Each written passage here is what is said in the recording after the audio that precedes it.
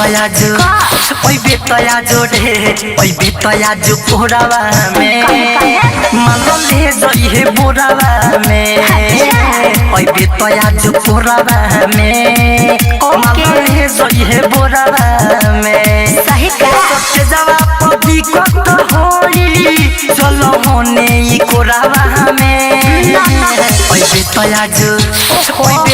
जो रे ओई बेतया जो कोरावा में मालो ले जई हे बोरावा में ओई बेतया जो कोरावा में मालो ले जई हे बोरावा में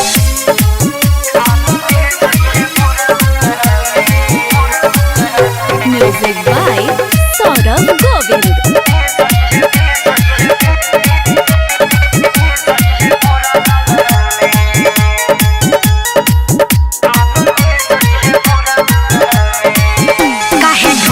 पर नजरी गरइले बाड़ भक्या बाले बाबाल बढ़इले बाड़ तो चीज बारे बॉबी बंगाल के का देखे दे मुंह में उंगली डाल के ओहो अरे हट हने आओ ना रे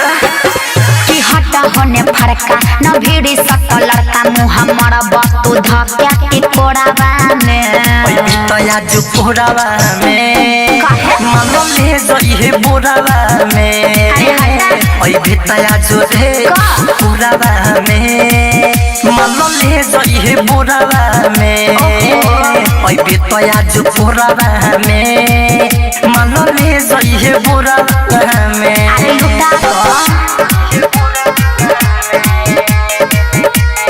ज्योति रिकॉर्डिंग स्टूडियो घोड़ा सहन डीजे विकास रीगा सीतामढ़ी।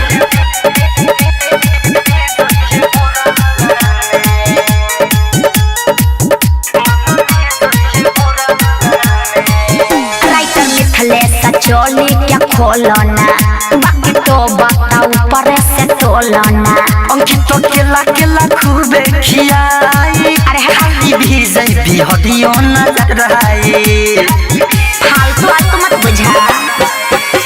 किछु के पानी पानी कोई देबा राजा जाने सोई सटी न डोरावा